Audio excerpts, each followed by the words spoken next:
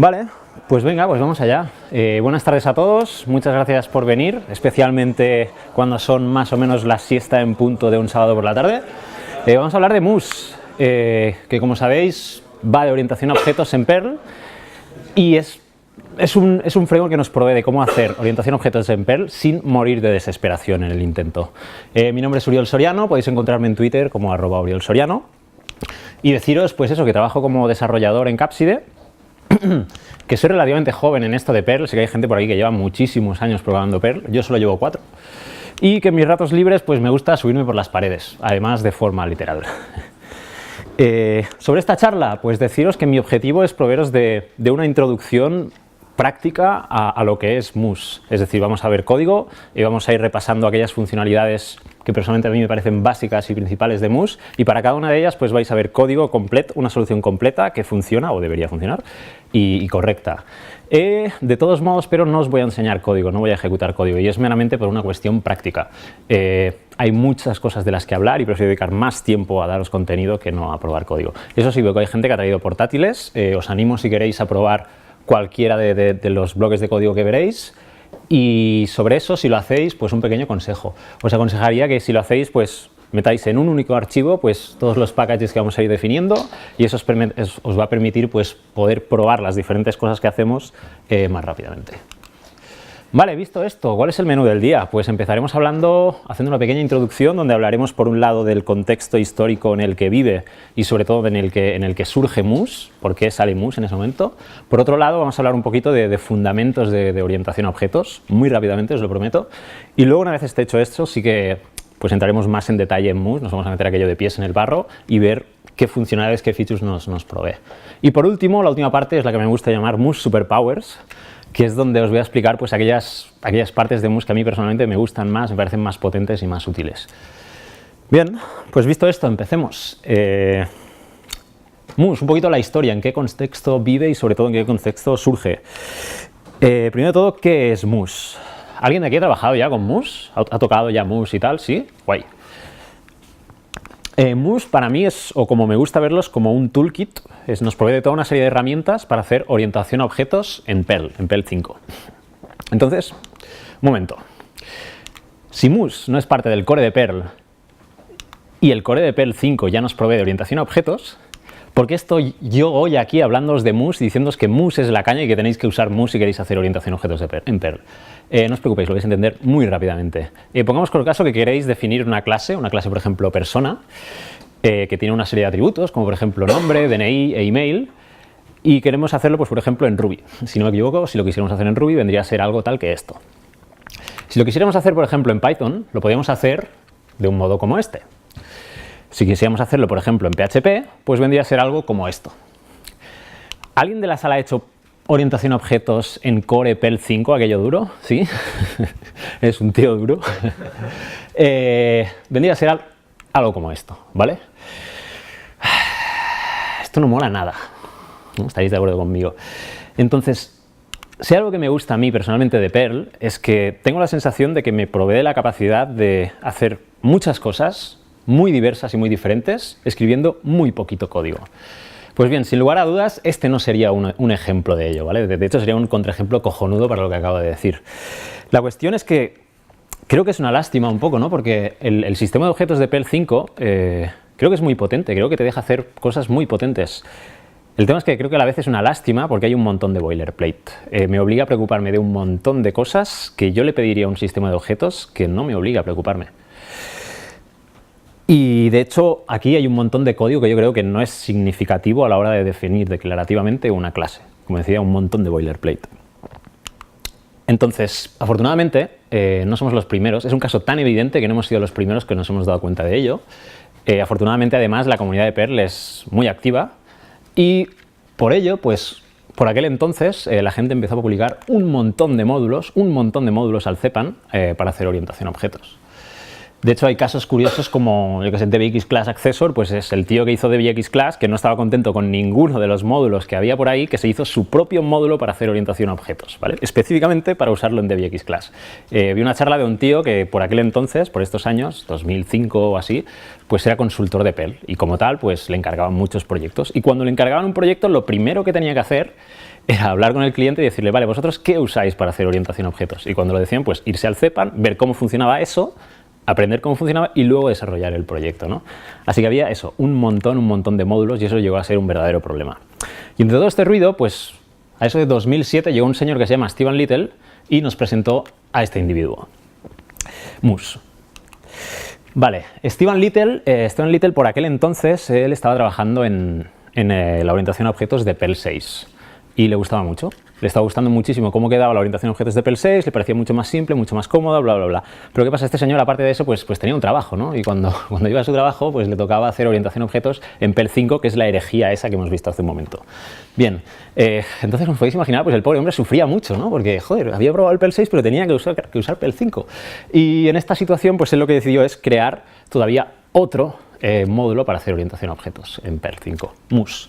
La cuestión es que el tío lo hizo, la verdad, cojonudamente bien. Se inspiró en bastantes otros lenguajes, no solamente en el trabajo que tenía ya hecho de Perl 6, sino en Ruby, en Lisp, toda parte de escala de traits, es lo que nosotros llamaremos roles, que luego hablaremos de ello, etcétera, etcétera. Y en esencia su visión era de dar una herramienta para poder hacer orientación a objetos con Perl de una forma simple y no restando funcionalidades, es decir, que fuera muy potente. Vale. La cuestión es que, como decía, le salió muy bien, o la gente le gustó muchísimo, tuvo una adopción altísima hasta el punto que prácticamente hoy en día cualquier persona que hace orientación a objetos usa Moose, o Mu, que es como un subset de la funcionalidad de Moose, vendría a ser un poquito más de la mitad de la funcionalidad de Moose. Y de hecho, pues hay gente como por ejemplo Ricardo Siñes, para los que no le conozcáis, es el tío que hace los releases de Perl. Y según Ricardo Siñes, pues Moose es como el nuevo estándar para hacer orientación a objetos en Perl. Y como decía, es el tío que hace las releases de Perl, así que algo sabrá el hombre, ¿no? Vale, visto esta pequeña intro de contexto histórico y tal, y cómo nace Moose, y en qué contexto, hablemos, como decía, un poco de fundamentos de orientación a objetos. No voy a ser muy pesado, no os preocupéis. De hecho, antes de empezar, ¿alguien conoce a este tío? ¿Alguien sabe quién es este tío? Este tío es Javi Moreno, ¿vale? Javi, aparte de ser un tío que... por ahí lo conocen. Aparte de ser un tío que comunica muy bien sus charlas, lo hace de una forma muy particular, pues resulta que estuvo aquí el año pasado y nos estuvo hablando precisamente de orientación a objetos. Y como lo hizo cojonudamente bien, de hecho, como por un lado lo hizo tan cojonudamente bien que creo que no voy a ser capaz de explicarlo mejor, y por otro, mi idea es que esta charla fuera más bien práctica, lo que voy a hacer es que vamos a pasar muy deprisa de esta parte teórica y vamos a repasar cuatro fundamentos. De todos modos, como os decía, Javi estuvo aquí el año pasado dando esta charla, a mí personalmente me gustó mucho y os recomendaría que la buscarais en YouTube porque básicamente explicó teoría de orientación a objetos como a mí me hubiera encantado que me lo hubieran explicado la primera vez. Si vais a YouTube y ponéis Capside TV, iréis al canal de Capside y por ahí lo encontráis. Visto esto, orientación a objetos. Vale. En realidad, cuando hacemos orientación o cuando estamos programando, haciendo orientación a objetos, lo que estamos haciendo es modelar entidades del mundo real o no, o de un mundo imaginario en nuestra aplicación, ¿no? Y entonces, para hacerlo, lo que hacemos es agrupamos las entidades en conceptos o establecemos categorías, jerarquías de categorías, y lo hacemos así porque el hardware que tenemos es el hardware que tenemos y cambiarlo es más bien difícil. Y la gente que sabe de esto dice que hacerlo así, o lo hacemos así porque para nuestro cerebro es más fácil pensar las cosas así. Entonces, en esencia, lo que vamos a acabar haciendo prácticamente es, o la gran mayoría de casos, es mapear una entidad del mundo real a una clase de nuestra aplicación, ¿vale? ¿Qué buscamos con todo esto? Por un lado, buscamos encapsular en las clases estado, entendiendo estado pues como características, propiedades de esas entidades, ¿no? Por ejemplo, si quiero modelar un conjunto de entidades como pueden ser los coches, pues parte del estado de un coche pues puede ser cuántas puertas tiene. Y a su vez, ese conjunto de entidades que son los coches, pues puede ser subset de un conjunto más grande que pueden ser los vehículos a motor. ¿Y qué podemos decir de los vehículos a motor? Pues que si su motor funciona con diésel o funciona con gasolina. Y a su vez, ese subset grande de vehículos de motor puede tener otro subset más pequeño que no intersecta con los coches y que pueden ser las motos. Y de las motos podemos decir pues que si tienen o no tienen caballete para apoyarlas. Y asimismo, igual que no tiene sentido pensar si un coche tiene o no tiene caballete, porque es que no tiene sentido, pues tampoco tiene sentido pensar si una moto tiene, cuántas puertas tiene una moto. ¿Vale? Entonces, aparte de estado, también intentamos encapsular comportamiento en las clases. Comportamiento, pues por ejemplo, abrir la puerta de un coche o desplegar el caballete de una moto. ¿Vale? ¿Y con qué beneficio esperamos de hacer todo esto? Pues principalmente poder reutilizar código. Estoy seguro que todos de vosotros, o cada uno de vosotros, habrá encontrado alguna vez con uno de esos scripts infernales muy largos, en los que, por ejemplo, si quiero trabajar con coches en mi script, cada vez que quiera abrir la puerta de un coche, pues me voy a picar todas las instrucciones una detrás de otra de cómo se abre la puerta de un coche. Claro, supongo que todos habéis hablado de la historia esta del don't repeat yourself, y si cada vez que en mi script infernal quiero abrir la puerta de un coche tengo que picarme todas las instrucciones, cuando quiera modificar todo lo que sería la lógica que hay alrededor de abrir la puerta de un coche, pues tendré que ir uno por uno y modificar. Esto no es mantenible, esto es infernal. Y estoy seguro que sabéis de lo que os hablo.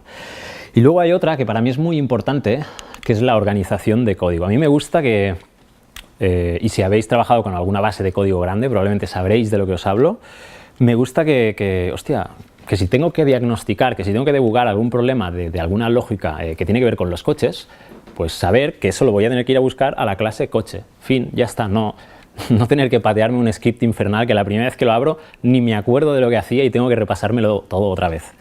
¿Vale?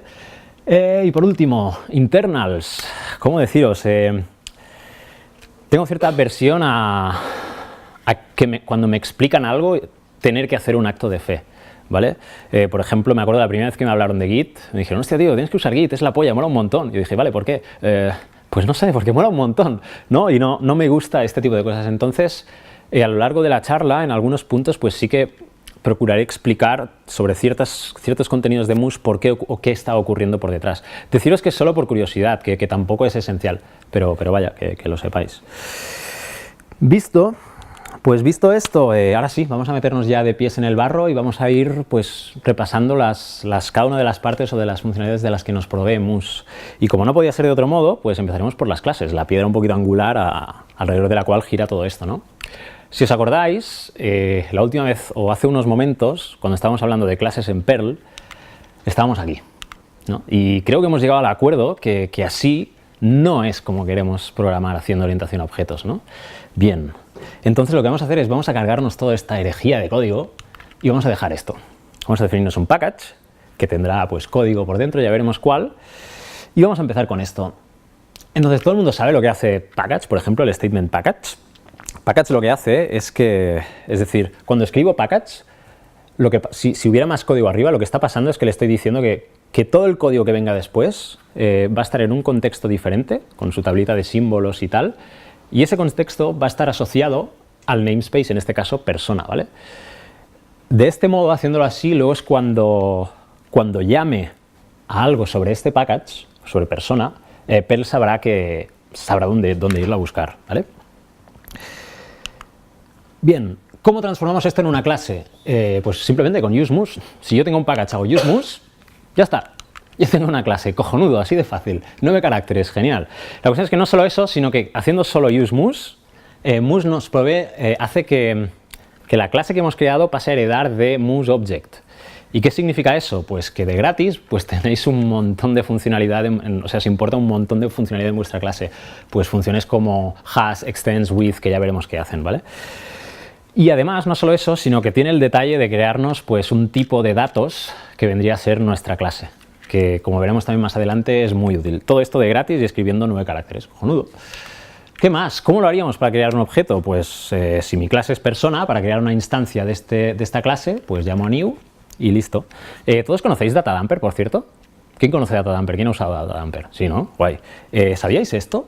¿Sabíais que Mux os importa una función que se llama dump, que básicamente lo que hace es haceros como data dumper del objeto. Yo realmente no lo sabía y me llamó, lo he aprendido en esta charla, no tenía ni idea, me ha parecido curioso.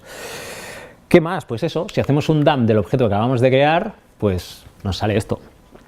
Antes estamos hablando, si os acordáis, de que queremos encapsular estado, queremos encapsular contenido en las clases. Y la verdad es que por ahora tenemos una clase más bien triste.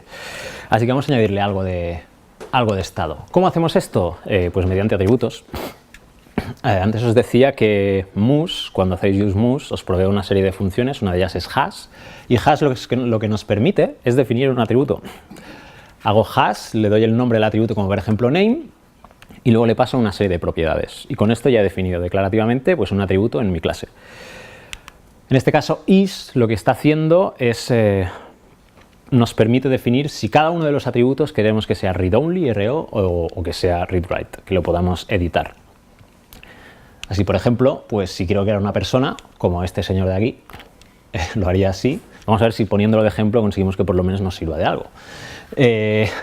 Entonces, creando una instancia de este modo, si hago say p flechita con el número del atributo, del atributo, eso sería el accessor para obtener el valor de ese atributo para esa instancia concreta, ¿vale?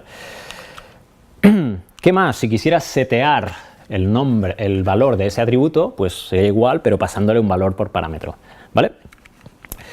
¿Qué más? Hemos dicho que había atributos que eran read-only o read-write, que eran editables. Entonces, DNI era un atributo que lo habíamos definido como read-only. Entonces, si lo que intento es pasarle un valor setear el valor de un atributo que está como read-only, pues lógicamente se va a quejar y está bien que sea así y por favor que sea así. Vale, pues ya nos hemos definido un poco una clase. Hemos definido algunos atributos para esa clase y vamos a ver qué pasa cuando dumpeamos esa clase, ¿no? ¿Con qué nos encontramos? Pues nos encontramos con los valores de cada uno de sus atributos, nos encontramos con la clase o el nombre de la clase y nos encontramos con una cosa rara que se llama bless. Bless, what? ¿Qué es esto del bless, no? A veces Perl tiene cosas de estas, ¿no? Que tiene cosas por ahí y dices, ¿esto qué es lo que es? Pues nada, bless, que sepáis que simplemente en Perl los objetos son hashrefs blesseados. ¿Y qué significa esto? Pues que simplemente tengo un objeto como este de aquí, ¿vale? Llamo a bless, le paso ese objeto y el nombre de la clase y eso lo que hace es hacer que ese hashref pase a ser un objeto de esa clase. Lo que está haciendo es asociar ese objeto con esa clase, de manera que cuando llame a un método sobre ese objeto, como está blesseado, él sabrá que tiene que ir a buscar ese método, ¿dónde? Pues en esta clase de aquí, ¿vale? Simplemente eso. Entonces, hemos dicho que los objetos eran hashrefs blesseados. Un momento. Entonces, si un objeto es un hashref blesseado, ¿qué me impide a mí hacer esto de aquí, no? Es decir, un objeto es un hashref en sí, pues ¿qué me impide a mí coger ese hashref y en lugar de usar el accessor para setear su valor, pues hacerlo como lo haría con un hashref normal y corriente, ¿no? En realidad, esto de aquí me refiero, ¿vale? En realidad no te lo impide nada. Puedes hacerlo, sí, pero no lo hagáis nunca. No os recomiendo bajo ningún concepto que hagáis esto. De hecho, si lo hacéis, van a morir un montón de gatitos, ¿vale? Realmente cuando estáis haciendo esto, lo que estáis haciendo es pasar como impedir que Mus haga su magia por detrás, ¿vale? Podéis hacer esto, os permite editar un atributo que es read-only, no sé. Quiero que cojáis esto, ¿vale? Y lo asociéis con la siguiente imagen, ¿vale? Bueno, ¿sí? ¿Ha quedado claro? Si hacéis esto, mal, ¿vale? Entonces, esto a veces me ha llevado a alguna discusión con gente, sobre todo que viene de otros lenguajes, y decir que, joder, si Perl me permite hacer esto, bueno, si Mus me permite hacer esto, un atributo que lo marco como read-only y me deja editarlo así, pues vaya mierda de sistema de orientación a objetos, ¿no? Y entiendo el argumento de verdad, ¿no? Pero un poco mi visión es no sé, es como hacer SSH a una máquina, ¿no? Hacer rm -rf -- no preserve root y decir que Linux es una mierda porque me deja hacer esto, y cuando lo hago el sistema se va a tomar por culo, ¿no? Es decir, creo que en este caso tanto Linux como Mus son herramientas y las herramientas es importante saber usarlas, ¿vale? Pues eso. ¿Qué más? Hemos dicho que otra de las cosas que queríamos encapsular en las clases no solo era estado, sino también comportamiento, ¿no? ¿Y cómo hacemos eso? Pues la misma clase persona que teníamos antes, pues puedo definir un método shout y cuando llamo sobre una instancia de persona shout, pues lo que ocurre es que la persona grita, ¿vale? Ya está, nada más. ¿Qué más? Herencia. Estamos hablando de orientación a objetos, ¿no? Por supuesto que vamos a hablar de herencia. Lógicamente sí, Mus nos permite definir herencia, y si tenemos la misma clase de la que hemos estado hablando, persona, ¿cómo definiríamos una subclase de persona? Pues, por ejemplo, dada persona puedo definir una subclase que sería persona musician, y con extends lo que defino es que esa clase va a ser subclase de, en este caso, persona, ¿vale? Y puedo definir pues atributos o métodos para el caso específico de esta subclase. Y entonces cuando creo un musician, pues eso, puedo crear un musician pasándole los atributos, y la instancia que es subclase de persona, es musician, pues podrá hacer la función play. Vale, ¿qué más? En herencia podemos hablar de especialización, ¿no? Es decir, dado un package como persona que puede tener un atributo que es hobby, pues persona musician, que es subclase de persona, también puede tener hobby, pero lo mismo, ¿veis? Extends persona, lo mismo, lo que quiero es que en el caso concreto de un musician, su hobby sea la música, ¿no? Tiene sentido. ¿Y esto cómo lo consigo? Pues con la sintaxis esta, es decir, hago entre comillas más el nombre del atributo, y con esto lo que consigo es que en el caso específico de persona musician, de la subclase persona, pues la definición del atributo va a ser esta. Igual con los métodos, si tenemos un método sing dentro de la clase persona, también puedo especializarlo para la clase musician, ¿vale? ¿Y cómo lo haría esto? Pues si tengo en la clase musician un método que se llama playInstrument, ¿cómo override o cómo especializo el método sing que había definido en la clase persona? Pues mediante override, ¿vale? Digo override del método sing, y el método sing para la subclase de persona musician va a pasar a ser esto, ¿vale?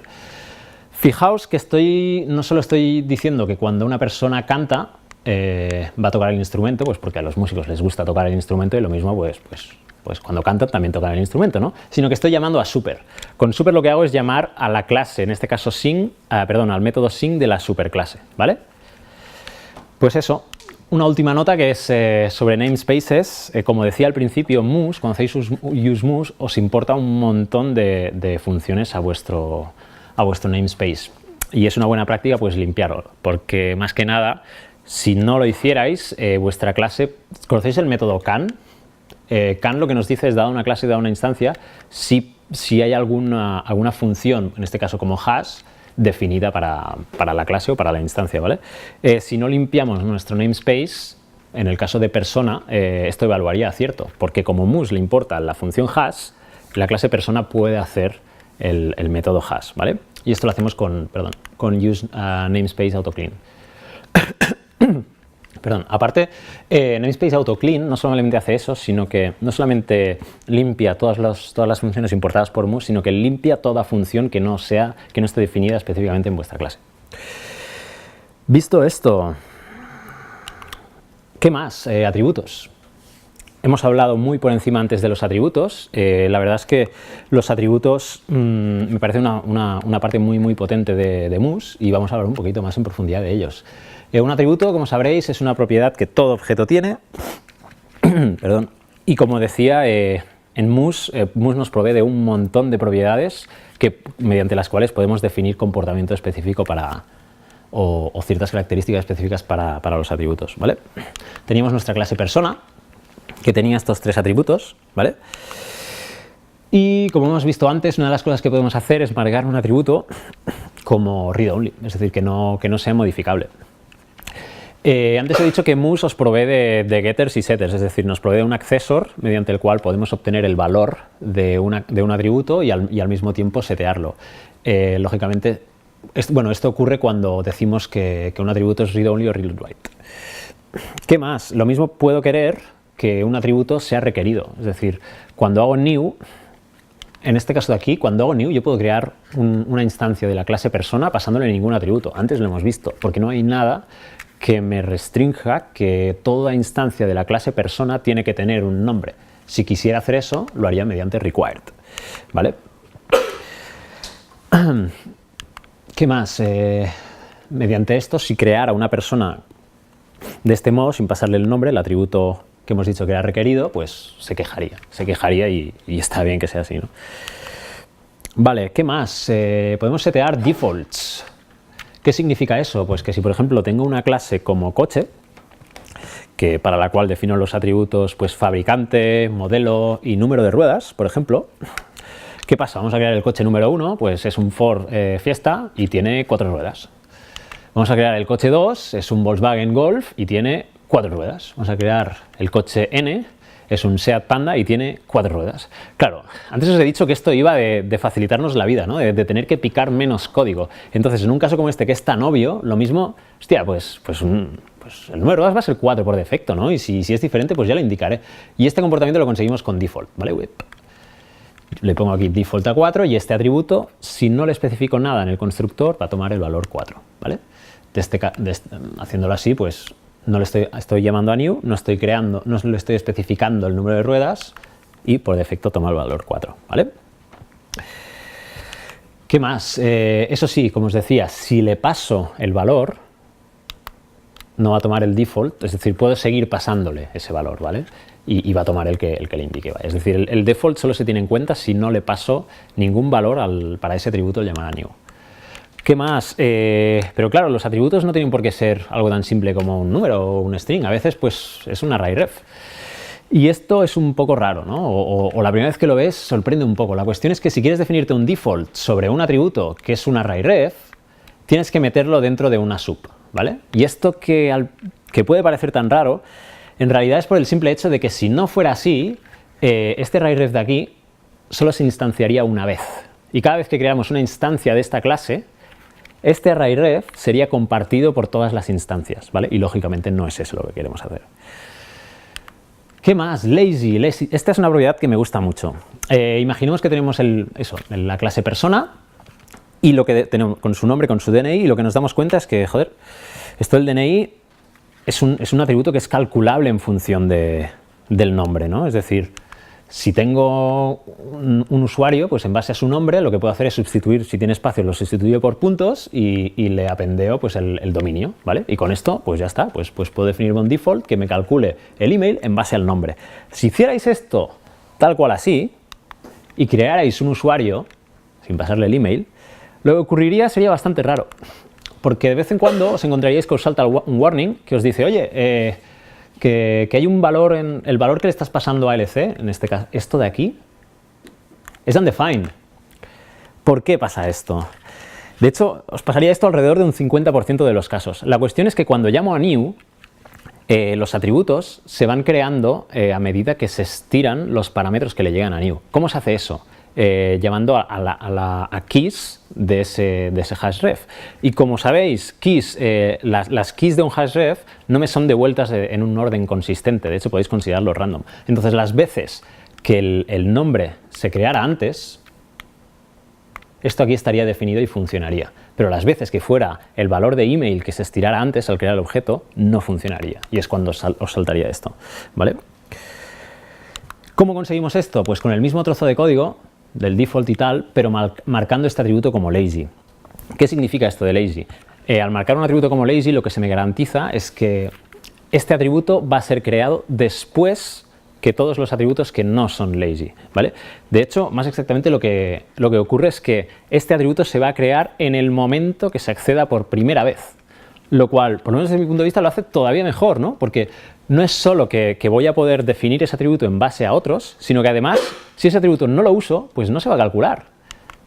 Lo cual es cojonudo porque a veces, pues imaginaos, si te defines un atributo para obtener cuyo valor, pues tienes que estirar algo de una API o algo que sea muy lento, pues si no lo usas, pues no se calcula. Y ya está. Vale. Aparte de esto, podéis definir, el default lo podéis definir especificando un builder method, ¿vale?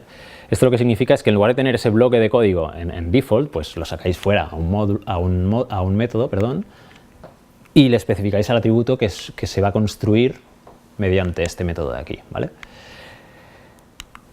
Eso. Vale. Bueno, el tema de los builders realmente yo suelo utilizar default. Bueno, lo que suelo hacer yo es que si hay mucho código, pues lo saco un builder.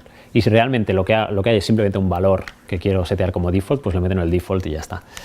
¿Qué más? Atributos privados. Esto es curioso.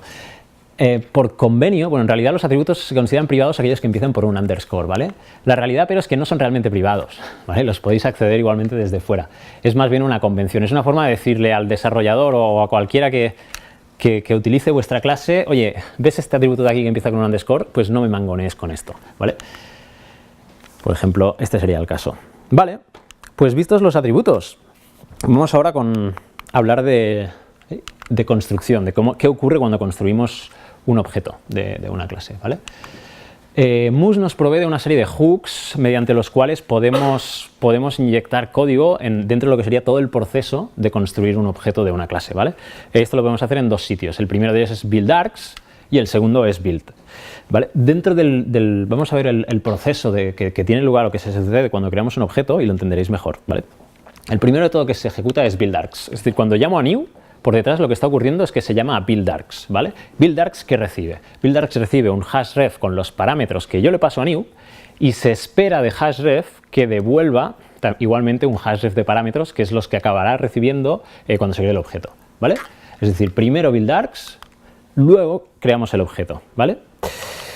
Y después de esto, pues ya es cuando viene build, que es el otro hook del que os hablaba. ¿Y qué hace build? Build simplemente recibe el objeto creado y es el último trozo que se ejecuta cuando llamo a new, antes de devolver ese objeto a la variable sobre la que se asigna, ¿vale?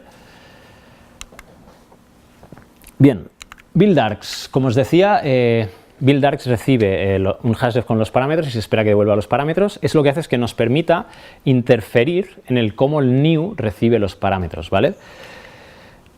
Por ejemplo, imaginaos que tengo una clase usuario con un username y un email y el comportamiento que quiero tener es que quiero que me puedan crear un usuario pasándome solo el usuario o el email, ¿vale?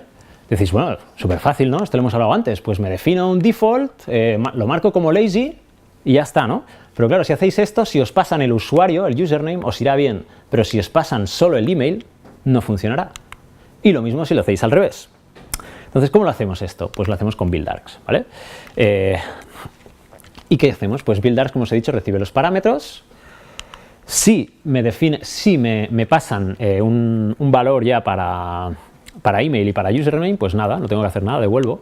Si me pasan solo username, pues lo que hago es en la clave email, pues le asigno lo que yo creo que tiene que ser el email. Y si me pasan solo username y si me pasan email a la clave username, pues le paso lo que creo que tiene que ser el username y lo devuelvo. Ya está. Una pequeña nota, pero buildargs es una función que vive en aquella clase de la que os he dicho que hereda toda clase que defináis con Moose, que es MooseObject. Y en realidad lo que queréis hacer no es llamar a buildargs, sino overridearlo, ¿vale? Y como hemos visto antes, pues esto se hace tal que así. ¿Por qué? Porque el método buildargs de la función MooseObject nos provee de comportamiento que no queremos perder, que nos es útil. Por eso lo que hacemos es overridearlo. Mediante esto llamamos al método de la superclase, a buildargs de MooseObject, y luego hacemos lo que queramos hacer. Otro ejemplo, a mí me gusta mucho utilizar errores estructurados, ¿vale? Y un modo de hacer esto, pues, es una clase como esta. Me defino mi clase error, que tiene un atributo que es message, y un método, que es throw. ¿Qué pasa? Cuando creo un objeto, cada vez que quiero crear un error, tengo que pasarle la clave message y el valor que es el mensaje de error. A mí esto la verdad me parece demasiado para querer generar un mensaje de error y me gustaría poder hacerlo así, es decir, pasarle solo el mensaje de error, ¿vale? ¿Cómo consigo esto? Pues una vez más, con buildargs. ¿Qué hago? Oye, si lo que me pasan si el número de elementos que recibo como parámetros es un único elemento, lo que me está llegando en realidad es el mensaje. Por tanto, lo que devuelvo es un hashref de esta forma, ¿vale? Y si no es el caso, pues devuelvo lo que me venía y ya está, ¿vale? Build. Como hemos dicho antes, build es el último trozo de código que se ejecuta antes de devolver. Cuando llevamos a new, lo último que se ejecuta es build, y antes de que el resultado de la creación de ese objeto se asigne a la variable a la que se está asignando, se ejecuta build. Esto lo que hace es que nos vaya bien usarlo para verificar que el estado de ese objeto es válido. Es decir, En build lo que puedo hacer es, imaginamos, estamos creando un usuario, he creado el objetito tal cual, y lo que quiero mirar es si existe ya lo mismo, ya existe un usuario en mi base de datos con ese username. Y entonces, pues justo después de haber creado el objetito, pues es lo que puedo mirar. Oye, si este usuario ya existe, pues genérame un error, ¿vale? ¿Qué más? También podemos usarlo con fines de loguear lo que va ocurriendo. Es decir, justo una vez ya he creado el objeto, pues lo mismo llamo, pues logueo, oye, he creado este usuario, ¿vale? Y un apunte sobre build. Así como buildargs os decía que es un método que nos es proveído por la clase MuseObject, cada clase en la jerarquía de herencia tiene su propio método build y se llaman en orden, ¿vale? Primero se llamará al primer build de la clase en un nivel más alto, luego a la primera subclase y luego a la última, ¿vale? Se van llevando en este orden. ¿Qué más? Problemas que nos podemos encontrar a la hora de construir un objeto. Como he dicho antes, el builder y default no se llaman si al llamar a new me pasan un valor para ese atributo, ¿vale? Esto es un problema, porque claro, yo lo mismo me defino una clase usuario que tiene un username y un email, y lo que quiero es siempre que los emails se me creen mediante este builder, ¿vale? Claro, esto es un problema. Bueno, si lo hago como espero, pues irá bien, ¿no? Si me creo un usuario y le paso el username, pues lo que me devolverán es un email de la forma que yo espero.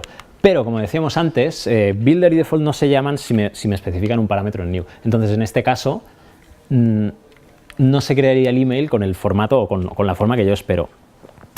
¿Qué podemos hacer en este caso?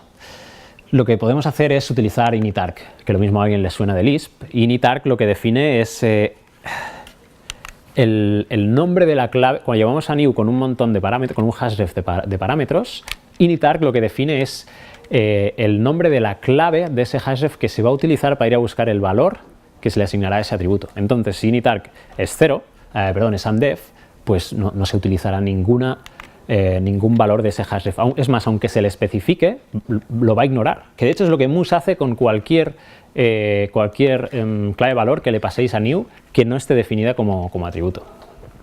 ¿Vale? Visto esto, pues vamos a hablar de métodos. Como hemos visto antes, pues los métodos es lo que nos permite definir comportamientos sobre una clase, ¿no? Como hemos visto también, pues los getters y los setters y el constructor nos vienen de gratis. Perfecto, ¿no? Dada una clase, pues como hemos visto ya, pues mediante email o email es el acceso, lo que me permite pues tanto obtener como setear el valor de un atributo. Y además el constructor también nos viene de gratis. Bien. ¿Qué más? Lo hemos visto también antes. Si quiero overridear un método de una superclase, lo hago con override, ¿vale? En este caso, si quiero overridear sing, pues override sing y mediante super, pues puedo llamar al método sing de mi superclase. Bien, igualmente pues también podemos definir métodos privados. Igualmente como atributos, pues lo haríamos indicándoles un nombre que empieza con underscore. Una vez más, no son realmente privados, es más bien una convención, como decía antes, es una forma de decirle al desarrollador o al programador que utilice vuestro módulo, oye, con esto no mangonees, ¿vale? Cuidado. Vale. ¿Qué más? Así, como sabéis, Perl a veces, el contexto en el que se llama un método altera la semántica de ese método, ¿vale? Es decir, si yo llamo, en el caso de BXClass, si llamo a search sobre un conjunto de filas, un conjunto de resultados, llamo a search en contexto escalar, esto lo que me devuelve es un objeto resultSet. Pero si lo llamo en contexto de lista, esto lo que me devuelve es una lista de objetos resultSet, ¿vale? O bueno, igual con listas, ¿no? Si llamo a una lista en contexto escalar, lo que me dirá es el nombre de elementos que hay en esa lista.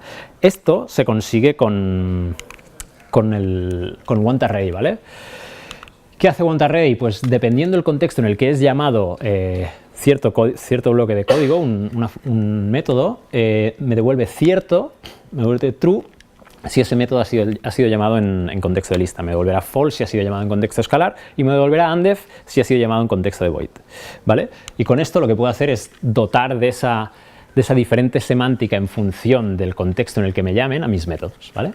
Es decir, dado una clase persona que puede tener un montón de hobbies, pues puedo definirme el método listOfHobbies, que en función del contexto en el que se ha llamado, pues devolverá la lista de hobbies tal cual, o si está llamada en contexto escalar, pues lo que hará será hacer un join y devolver un string con la lista de hobbies, ¿vale? Bien, tipos. Bueno, llevamos media hora hablando de orientación a objetos y todavía no habíamos hablado de tipos. Parece esto impensable, ¿eh? ¿Cómo vamos de tiempo? Bien, vale. Pues venga. Clase persona, el ejemplo que hemos visto ya tantas veces, ¿no? ¿Qué pasa? Aquí me pasan un DNI que es -1, hostia, mal, ¿no? No puedo permitir que se cree una persona con DNI -1. En estos casos lo que a mí me gusta, como a mí me gusta verlo, es que cuando tienes un atributo vas a querer poder restringir el espacio de valores que quiera tomar, tanto como puedas aquellos valores que sean realmente válidos. ¿Por qué? Pues porque si quiero detectar ese error, quiero que eso pete, no cuando se llama un método que espera recibir un DNI, que es un string, que lo mismo no llamo nunca y nunca detecto ese error. Quiero detectarlo tan pronto como sea posible. Idealmente no, quiero detectarlo cuando se crea esa instancia, ¿vale? Y esto lo podemos conseguir pues mediante type constraints. Por ejemplo, puedo poner que el DNI de una persona, pues mediante la propiedad ISA de un atributo, pues definir que tenga que ser, restringir que tenga que ser un string. Aquí tenéis, por ejemplo, bueno, esto lo tenéis en la docu de Mux, que de hecho está de coña, tenéis pues un poco todos los tipos que podéis usar, ¿vale? Entonces hemos dicho que DNI va a ser un string y por tanto esto petaría, guay, pero hay un problema. Si me pasan esto de aquí, mi código lo va a tomar como un valor válido para string, ¿no? Y estaréis de acuerdo conmigo que esto no tiene que ser un string, ¿vale? ¿Cómo lo hacemos esto? Bueno, tú puedes armar de valor, ¿no? Puedes decir, oye, pues esto lo que voy a hacer es, en buildargs hemos visto que recibe los parámetros y que puedo mangonearlos como yo quiera. Pues lo que voy a hacer es, voy a definir, me voy a overridear buildargs y voy a validar los parámetros ahí. Todo el mundo sabe que validar parámetros es una mierda, o sea, es un coñazo, lo sabemos todos, luego hay que mantenerlo y tal. O sea, esta no es una opción por la que queramos tirar. ¿Cómo lo podemos hacer? Pues a mí me gustaría, igualmente que puedo definir que tiene que ser un string, poder definir de forma declarativa qué conjunto de valores va a poder tomar, en este caso, DNI, ¿vale? ¿Cómo lo hago esto? Pues con una cosa muy guay de la que nos provee Mux, que son los subtypes. Mux nos permite definirnos subtipos de datos, ¿vale? Lo que nos permiten es añadir restricciones adicionales sobre ese tipo de datos. Por ejemplo, en este caso, pues ¿qué puedo hacer? Me puedo definir un subtype, la sintaxis sería esta, ¿vale? Puedo definirme un subtype que se llama DNI, que en realidad es un string, pero que le aplico esta condición de aquí, ¿vale? Es decir, que todo valor que reciba el new o al asignar un DNI tiene que cumplir esta condición, ¿vale? Y además, bueno, pues si no es así, me va a escupir un mensaje de error que puedo personalizar, ¿vale? Lo cual está bien.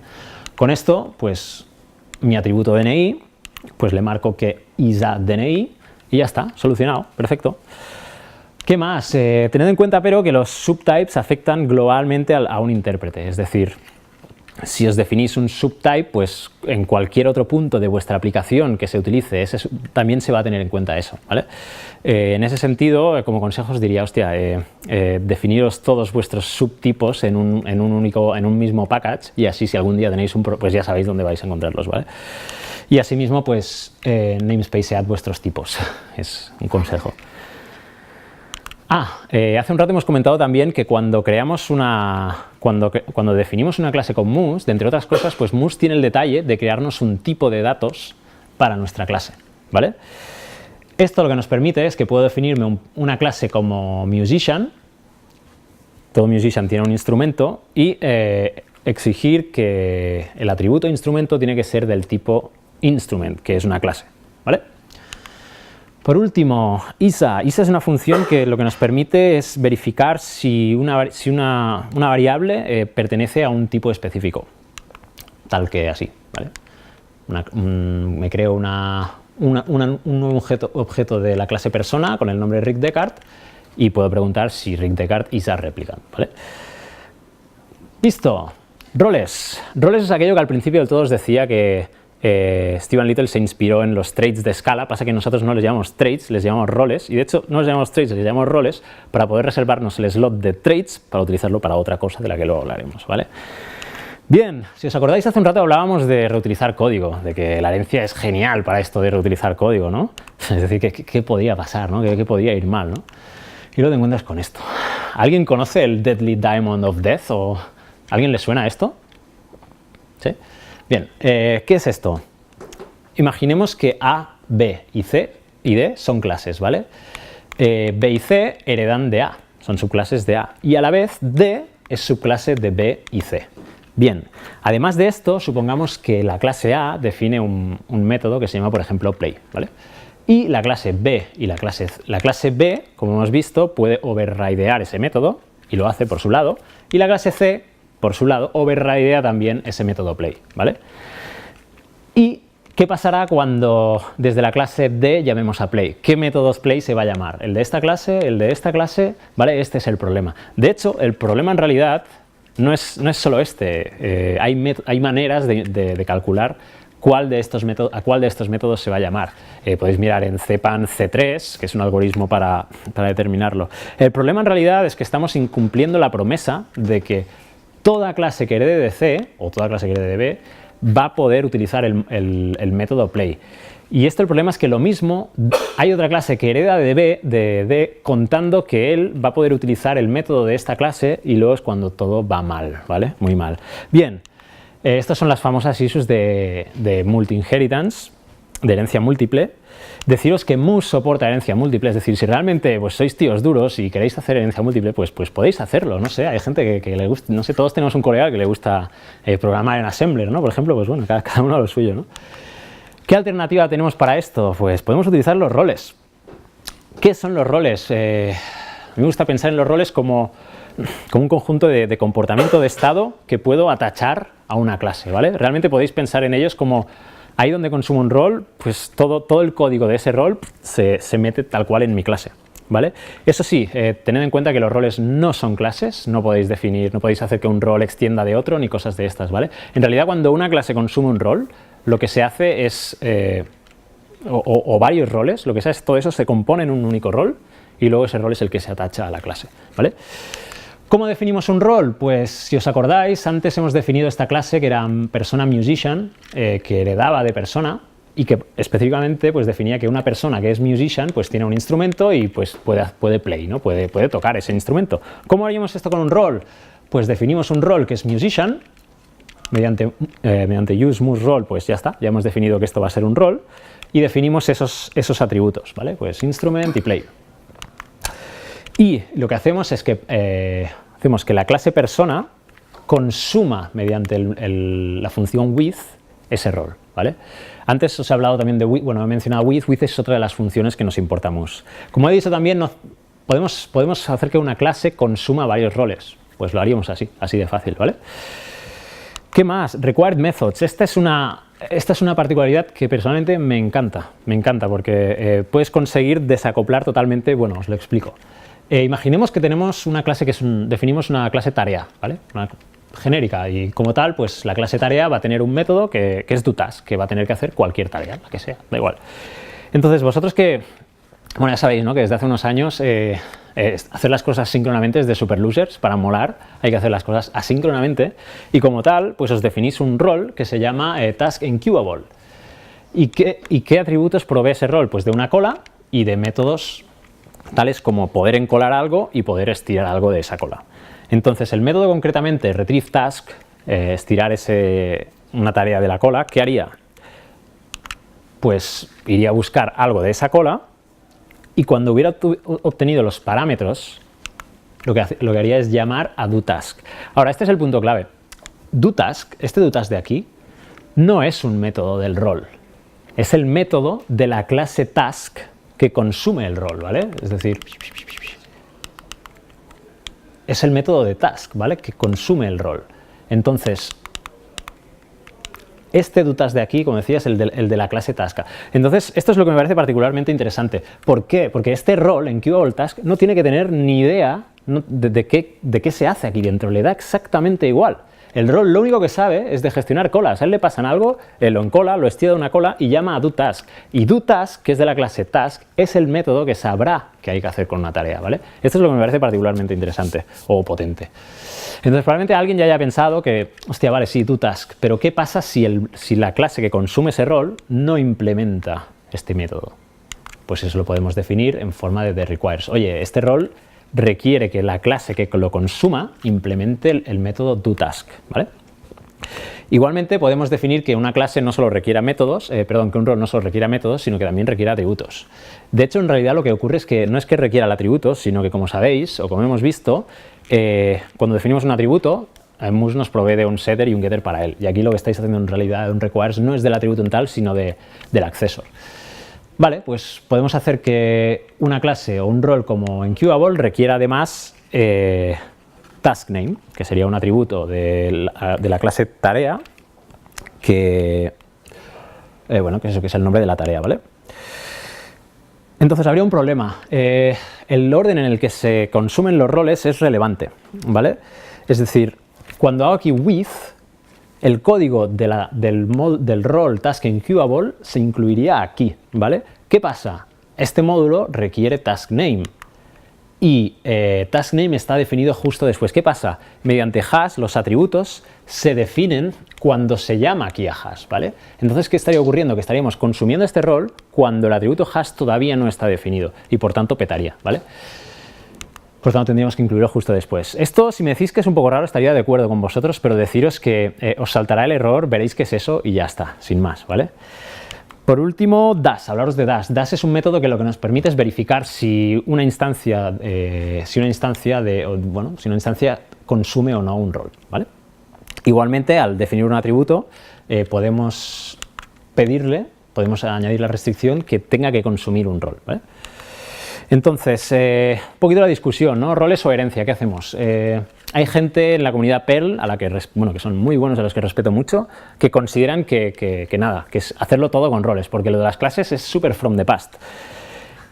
Entonces, yo soy un poco más purista y a mí es mi opinión, lo que me gusta es si estoy describiendo estado o comportamiento que hace referencia a una característica identitaria de esa entidad, para mí eso es herencia. Y cuando lo que estoy es atachando comportamiento o estado, es decir, de un coche pues el número de puertas o si tiene uno motor, como hereda de vehículos de motor, por ejemplo, eso va a ser herencia. Pero un coche puede ser de color verde o rojo, igual que una mesa o una silla pues puede ser de color verde o rojo. Para mí eso yo lo haría con un rol. ¿Qué más? Los traits. Os he dicho antes que nos reservábamos el slot de trails para aplicarlo a otras cosas. Y la cuestión es que si os fijáis en la definición de esta clase persona, al hacer que esta persona consuma el rol musician, estoy imponiendo una restricción muy fuerte. Y es que toda instancia que cree de esta clase va a consumir el rol musician. Y hostia, lo mismo yo quiero poder definir o poderme crear instancias de la clase persona que no sean músicos. ¿Cómo lo puedo hacer esto? Pues hostia, os armáis de valor y decís, bueno, pues lo que voy a hacer es crear una clase que sea subclase de persona que consuma el rol y entonces la clase persona no consumirá el rol y así si quiero una instancia de la clase persona que consuma el rol me voy a crear una instancia de persona musician. No hagáis esto, por favor, es decir, tendríais que crearos una combinación para cada posible combinación de roles no, es un caos, no lo hagáis así. Lo que usamos es los traits, ¿vale? Vamos a hacer que la clase persona no consuma el rol musician. Y al crear una instancia lo que puedo hacer es apply all roles, que dinámicamente lo que voy a hacer es coger esta instancia y aplicarle pues todos los roles que yo quiera, ¿vale? Solucionado. Por último, vamos un poco justos de tiempo, es el último apartado ya. Como os decía, los Mux Superpowers, las funcionalidades de Mux que personalmente a mí me gustan más y me parecen más potentes y que uso muy a menudo. Primero de todo, conversions. Imaginemos que tenemos una vez más la clase musician, que tiene un atributo que es un instrumento, y que tiene la particularidad, como hemos visto antes, que tiene que ser un objeto de la clase instrument, ¿vale? Entonces, bueno, y esto sería la clase instrument. Bien. Cuando cree una instancia de esta clase, ¿qué ocurre aquí? Si llamo a new pasándole un hashref como instrument, esto va a petar, porque lo que le estoy pasando a new es un hashref, no es una instancia de la clase instrument, ¿vale? Claro, entonces, ¿qué tengo que hacer? Cuando quiera crear un musician, crear un instrument y luego pasarle por parámetro al new la instancia que acabo de crear. No, no. Esto lo hacemos con coercions, ¿vale? Las coercions lo que hacen es decirle a Mousse que él solito, se encargue de hacer conversiones de un tipo a otro, ¿vale? Y además de forma declarativa, que es guay. ¿Cómo lo hacemos? Pues mediante esta sintaxis. Le digo coerce, o sea, hazme coerce a instrument desde hashref, ¿vale? Mediante pues este bloque de código de aquí, ¿vale? Y bueno, y mediante esto lo que ocurriría es que al llamar a new con estos parámetros, pues él solo pues me crearía ya esa instancia. Bien, deciros que tenéis que tener en cuenta que esto os lo vais a olvidar, yo me lo olvido siempre, y os diría que no procuréis acordaros de ellos, sino aprended a cuando os salte el error, parsear ese error y entender que lo que ocurre es realmente esto, ¿vale? Cuando tenéis un atributo del que queréis que se haga coerce, tenéis que indicarlo, tenéis que explicitarlo, ¿vale?